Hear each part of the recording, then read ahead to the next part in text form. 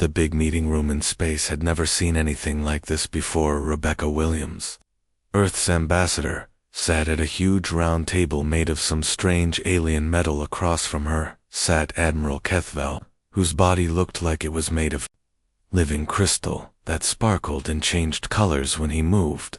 The room was dark, except for the scary pictures floating in the air above the table. These holograms showed entire planets being eaten alive by something called the Void Swarm. Rebecca watched as solar systems that had millions of people living on them just disappeared into black nothingness. "Look, I'm going to be honest with you," Admiral Kethval said, his voice sounding like wind chimes in a storm. "Your people are not very advanced. You still use gunpowder and metal bullets while we have weapons that can destroy moons." Rebecca raised an eyebrow. "Thanks for the pep talk, Admiral." The crystal alien shifted in his chair, which was way too big for any human. "But here's the problem. These Void Swarm machines are too smart. Every time we shoot our laser cannons at them, they learn how to block those exact same lasers. When we use plasma bomb, they figure out how to absorb the plasma and use it to make themselves stronger." Another hologram showed a massive Federation battleship firing beautiful blue energy beams at a dark spider-like machine the size of a city. The machine seemed to eat the energy and grow bigger. Then it shot the same blue beams back at the ship and destroyed it completely. "We've lost 12 worlds in 3 months, Kethval continued. "Billions of our people are dead or missing. Our smartest scientists can't figure out how to stop them." Rebecca looked around the room at all the other aliens. There were tall, skinny beings with 4 arms, short round creatures, covered in fur, and things that looked like floating jellyfish with tentacles. All of them looked scared and hopeless. "So let me get this straight," Rebecca said slowly. "You guys have spaceships that can travel faster than light. You can blow up planets, and you've been flying around the galaxy for thousands of years, but you want help from us humans, because we're too dumb to fight the right way." "Not dumb," Admiral Kethval said quickly. "Your planet Earth is what we call a Class 12 death world. Most planets in the galaxy are peaceful. The biggest danger might be a small earthquake once in a while, or maybe some rain, but your planet tries to kill everything on it every single day." He waved his hand and a new picture appeared, showing Earth. But this wasn't the pretty blue and green planet from postcards. This showed hurricanes bigger than entire countries, volcanoes exploding with enough force to darken the sky, earthquakes that could split continents, and massive storms with lightning that could power entire cities. You have creatures on your planet that can kill you with poison, claws, teeth, or just by stepping on you. The Admiral explained. Your weather can freeze you solid, or cook you alive. Your ground can open up and swallow whole cities, and somehow, not only do you humans survive all of that, but you actually learned how to fight back and win. Rebecca started to understand. "You think we might be crazy enough to try things that would never occur to you." "Exactly. Our warfare is very organized and logical. We calculate the best energy frequencies. We position our ships in mathematically perfect formations, and we follow battle plans that our computers say have the highest chance of success. But these Void Swarm machines can predict all of that, because it makes sense." The Admiral leaned forward, his crystal body catching the light from the holograms. "You humans don't fight like that. You do things that seem completely insane. You charge at enemies that are bigger and stronger than you. You use weapons that shouldn't work, but somehow do you never give up, even when any reasonable person would surrender." Rebecca thought about all the crazy things humans had done throughout history, like the time her grandfather told her about World War II, when soldiers would charge machine gun nests with nothing but rifles and determination, or how firefighters would run into burning buildings to save complete strangers, or how her neighbor Jake had once fought off a bear with nothing but a camping shovel. "The swarm has consumed everything we've thrown at them," Kethval said. "Sadly, they've adapted to every strategy, every weapon, every tactic we know, but they've never faced anything like humans before." Rebecca looked at the floating pictures of destroyed worlds and thought about her little brother back home, probably playing video games and complaining about homework. She thought about her mom making dinner and her dad fixing the old truck in their garage. Normal people living normal lives, who had no idea that the entire galaxy was counting on them. What exactly are you asking us to do? She finally said, help us fight them your way. The Admiral replied, show us what Deathworld tactics look like. Captain Jake Morrison had seen some pretty rough ships in his 20 years hauling or through asteroid fields, but nothing quite like what floated around him now. The Iron Will used to be a mining ship that dug up metals from dead planets now. It bristled with makeshift weapons welded to its hull by guys who normally fixed tractors back on Earth. Jake scratched his beard and looked out the main window at what the Federation was calling humanity's battle fleet. It looked more like Uncle Bob's junkyard had somehow gotten lost in space. There was the Nebraska's Finest, which used to carry grain between farm worlds before someone bolted missile launchers to its cargo bay. Next to it floated the Texas Thunder, a ship that still had Mel's freight and moving painted on its side. In faded letters, Captain Morrison, said Officer Veltar, the alien the Federation had sent to help coordinate the attack. Veltar looked like a 7-foot-tall praying mantis, wearing a fancy uniform. I must confess, I am having difficulty understanding your tactical approach. Jake grinned and pointed at the screen, showing their battle plan C. We're gonna take these big metal slugs and shoot them really fast at the bad guys. Veltar's big bug eyes blinked several times. His translator device made little beeping sounds before finally spitting out words. You intend to ram explosive devices into their hulls. This seems rather primitive. Well, when you put it like that, it sounds bad. Jake laughed, but these aren't just any explosive devices. These are kinetic penetrators with chemical payloads. Fancy words for really heavy things that go boom when they hit something. The alien officer looked even more confused. His species had been fighting wars with energy weapons for over 3,000 years. The idea of throwing actual physical objects at enemies seemed as outdated as fighting with rocks and sticks. Amy's voice crackled over the radio from the Nebraska's Finest. Amy used to be a truck driver before she volunteered for this crazy mission. Hey Jake, you explaining our master plan to our bug friend over there? Trying to, Jake replied, but I think he's having trouble with the concept. Look, Veltar, Amy said, pronouncing the alien's name carefully. These void swarm things are smart, right?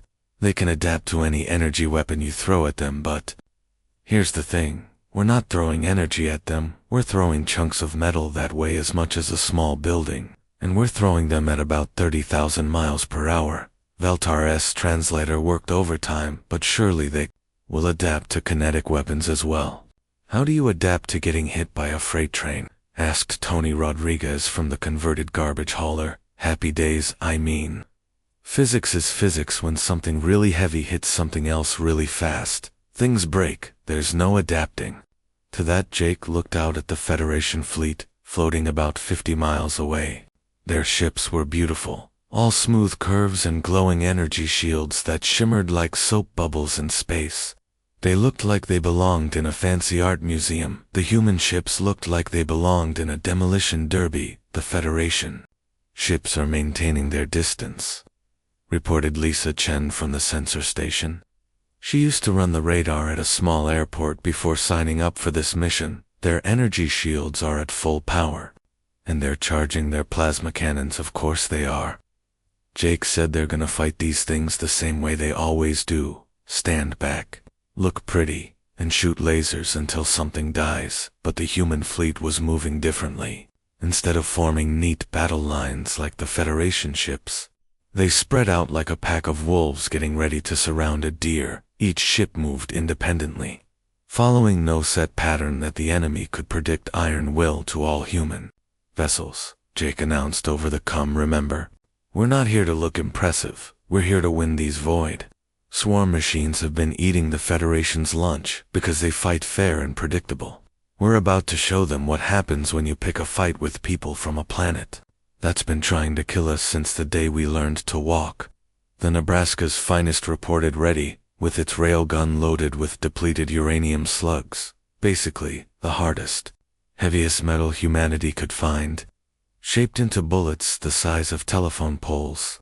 The Texas Thunder had filled its missile tubes with what they called farmer specials, Explosive devices that used the same chemicals found in fertilizer back on Earth felt, Jake said to the nervous alien officer. Your people fight wars like chess games, everything planned out. Every move calculated, but we learned to fight on a world where hurricanes, earthquakes, and angry bears don't follow any rules as the human fleet approached the dark shapes of the Void Swarm ships in the distance. Jake couldn't help but smile. The Federation had spent centuries perfecting the art of civilized warfare, but sometimes, what you really needed wasn't civilization, it was a bunch of farmers, truckers, and miners with more guts than sense. The Void Swarm construct was massive, easily the size of a football stadium, and covered in black metal that seemed to absorb light itself. It had been floating through space for who knows how long, its computer brain analyzing every weapon the Federation had ever used against it, but it had never seen anything quite like Sergeant Mike Cooper and his team. Mike had grown up in Detroit, where you learned to fix things with whatever you could find lying around. His dad owned a small garage, and Mike had spent his childhood turning broken cars into running machines using nothing but spare parts and stubborn determination. Now, he was floating in space, wearing a bulky suit that made him look like a deep-sea diver, getting ready to break into an alien war machine. All right, people. Remember the plan, Mike said over the radio to his team of 12 volunteers. We're not soldiers, we're mechanics. Making a house call, the construct's outer hull was smooth as glass and harder than diamond. Its sensors were scanning the approaching humans, trying to figure out what kind of energy weapons they carried. The machine's computer brain was working overtime, preparing defenses against laser beams, plasma bolts, and particle cannons, but Mike's team wasn't carrying any of those things. Instead, they had plasma torches, the same kind used to cut through thick metal in shipyards back on Earth, to the Void Swarm's sensors. These looked like primitive industrial tools, not weapons at all. Fire up the cutters. Mike ordered. The plasma torches sparked to life, shooting blue-white flames hot enough to melt steel. The construct's hull, designed to deflect energy weapons, had no defense against what was basically an oversized blowtorch. The metal began to glow red, then white, then finally melted away like butter. Hull breach in 10 seconds, reported Corporal Lisa Martinez, who used to work construction before volunteering for this crazy mission. Hope everyone remembered their magnetic boots. The team poured through the hole they'd cut like water through a broken dam. Inside, the construct was a maze of dark corridors, filled with strange machinery that hummed and clicked in patterns no human ear had ever heard. The walls were covered in cables that pulsed with weird colors, and the air tasted like copper pennies and ozone. Spread out and start breaking things, Mike ordered. Remember, we're not trying to be fancy, just find something important looking and make it stop working. Lisa pulled out her shotgun, not some high-tech energy weapon, but a plain old 12-gauge that her grandfather had used to hunt ducks back in Minnesota. The construct's computer brain detected the weapon and immediately began calculating how to deflect shotgun pellets, but when Lisa fired, something strange happened. The machine's shields flickered and failed. Its armor, designed to stop energy beams, was useless against simple lead pellets traveling at high speed. It's trying to adapt to our weapons, Lisa shouted as she pumped another round into what looked like a control panel. Sparks flew everywhere, and strange alien writing flickered across nearby screens. Good thing we're not using weapons, Mike replied with a grin. He pulled out a canvas bag filled with what looked like modeling clay but smelled like his uncle's farm after fertilizer day. We're using tools. The satchel charge had been put together in Mike's garage back in Detroit, using ingredients he'd bought at the hardware store. It wasn't sophisticated, but it didn't need to be. When Mike pressed the button, the explosion ripped through the construct's inner workings like a tornado through a trailer park. Back on the command ship, Dr. Rachel Thompson watched the whole thing on her monitors. Rachel had studied computer programming at a small college in Iowa before getting recruited for this mission. She understood how the Void Swarm's artificial intelligence worked. It learned from every attack, building better defenses each time. The construct's adaptation algorithms are going crazy, she reported to the bridge crew. It keeps trying to analyze the human attack patterns. But there aren't any patterns, they're just breaking things randomly. The Void Swarm machine had been programmed to fight logical enemies who followed military doctrine and used predictable tactics. It expected coordinated attacks, strategic objectives, and weapons that followed the laws of physics in sensible ways.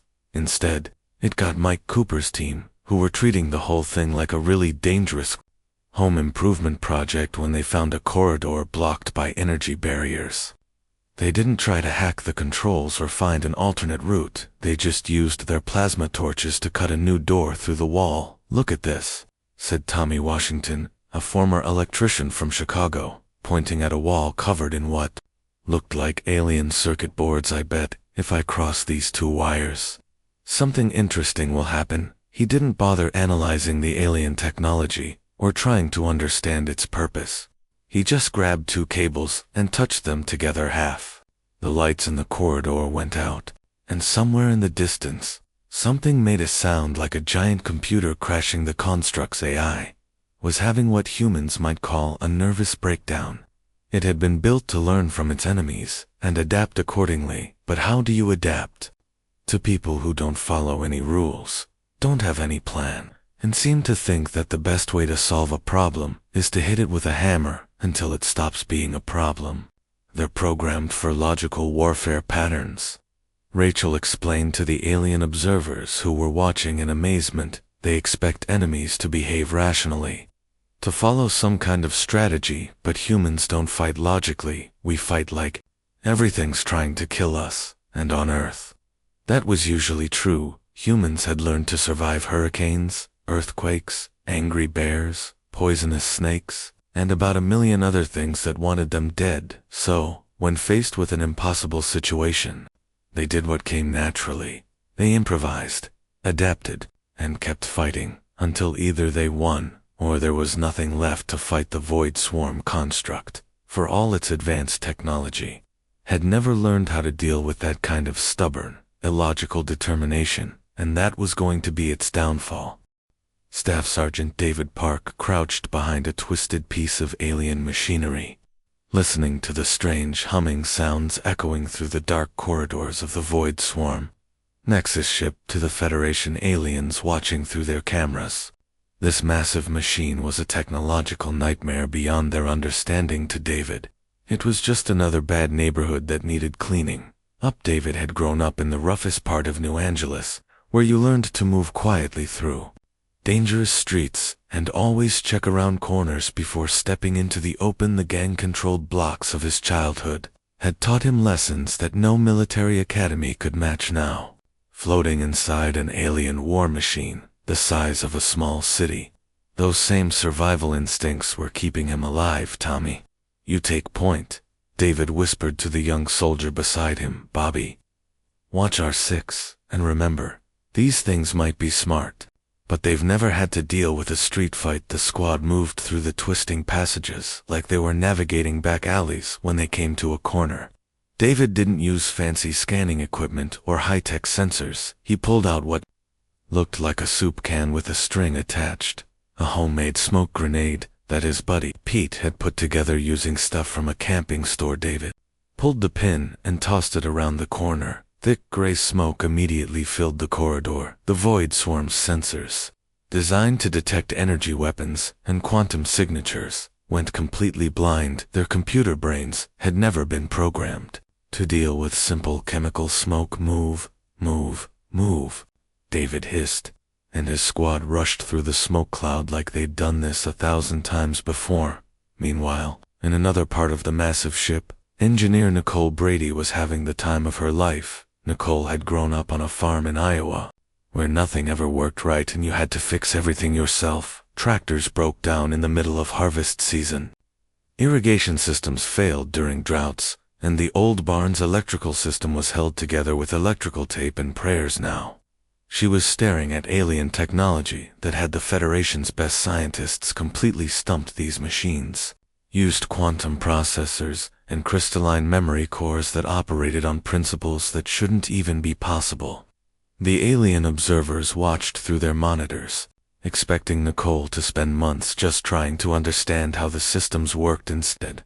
Nicole grabbed a crowbar from her tool bag. "The problem with you alien folks," she said to the bewildered scientists watching her, "is that you're thinking too hard about this." She pried open a panel that was probably supposed to require a special alien key or some kind of security code. "Sometimes you just need to hit it with a wrench until it works." The panel popped open, revealing a mass of cables and components that pulsed with strange colors. Nicole studied it for about 30 seconds, then reached in and started pulling things apart. "Nicole," gasped Dr. Zethmic, one of the Federation's top engineers, "that technology is beyond our understanding." "You cannot simply look, Doc," Nicole interrupted, using her pocket knife to strip the insulation off an alien cable back home. "I once got our combine harvester running again using duct tape, a coat hanger, and part of my little brother's bicycle. This here's just another machine that needs fixing." She twisted two cables together, and immediately, lights started flashing all over the corridor somewhere in the distance. They could hear machinery shutting down. The Federation observers couldn't believe what they were seeing. The humans weren't following any logical approach to the alien technology. They weren't running detailed analyses or trying to understand the underlying principles. They were just messing with stuff until something happened. "That's a quantum flux regulator," Dr. Zethmic protested as Nicole disconnected what looked like an important component. "It controls the ship's primary navigation systems." "Is that what this thing is?" Nicole said, holding up a device that looked like a glowing crystal, the size of a football. "Huh, well, I bet if I hook it up to this other doodad over here, something interesting will happen." She connected the navigation controller to what appeared to be the ship's communication system immediately. Every screen in the area started showing what looked like alien error messages, and the whole ship lurched to one side. Back in the corridors, David's squad had found what looked like the ship's central control room. It was filled with floating holographic displays and control panels that operated by touch and thought, the kind of advanced interface that should have taken years to learn how to use. David looked around the room, pulled out a hand grenade, and set it in the middle of the control panels. "Fire in the hole," he yelled. The explosion took out half the control systems instantly. The remaining displays flickered and went dark. Emergency lights started flashing, and alien voices started speaking in languages no human had ever heard. "David," came Nicole's voice over the radio, "whatever you just did, it worked. I'm seeing system failures all over this thing." The Federation fleet, watching from a safe distance, couldn't understand what they were seeing. The most advanced void swarm ship they'd ever encountered was falling apart from the inside, but the humans weren't using any sophisticated tactics or advanced weapons. They were just treating the whole situation like a normal workday to David. Clearing hostile territory was something he'd been doing since he was old enough to walk home from school alone. To Nicole, fixing broken machines was as natural as breathing. Neither of them was thinking about the fact that they were fighting the galaxy's most dangerous enemy. They were just doing their jobs, and, somehow, that was working better than 3,000 years of advanced Federation military strategy. "You know what the weird part is?" David said, as his squad regrouped near what used to be the main control room. "This is actually easier than some of the places I've had to work. At least these alien machines don't shoot back when you mess with them." The void swarm ship was dying around them, and the humans were treating it like just another day at the office.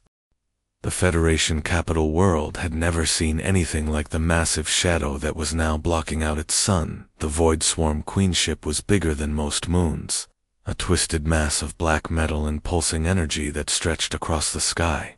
Like a mechanical storm cloud, every Federation battleship in the system had thrown everything they had at it, and their most powerful weapons had barely scratched its surface. Tammy Crash Johnson sat in the pilot's seat of the Sweet Caroline, a beat-up old freight hauler that had seen better decades. The ship was held together with welds, prayers, and an attitude that refused to accept the word impossible. Tommy had gotten his nickname honestly. He'd crashed more ships than most pilots had ever flown, but he always walked away, and he always got the job done. "You realize this is completely insane," said Shiara, Admiral Kethfel's daughter, who was strapped into the navigator's seat beside him. She was young for her species, barely 300 years old, and her crystal-like features kept changing color as her emotions shifted between fear and admiration. "Lady, I appreciate the concern," Tommy replied, adjusting his baseball cap and checking his instruments one more time. "But I grew up in Kansas, right in the middle of Tornado Alley. My hometown got flattened by twisters 3 times before I turned 16 then. I spent 8 years hauling cargo through pirate-infested space lanes where getting shot at was just part of the job description." The Sweet Caroline groaned and shuddered as Tommy pushed the engines to their absolute limit behind them. The last of the Federation fleet was falling back, their energy shields flickering and failing under the Queen ship's devastating counterattack.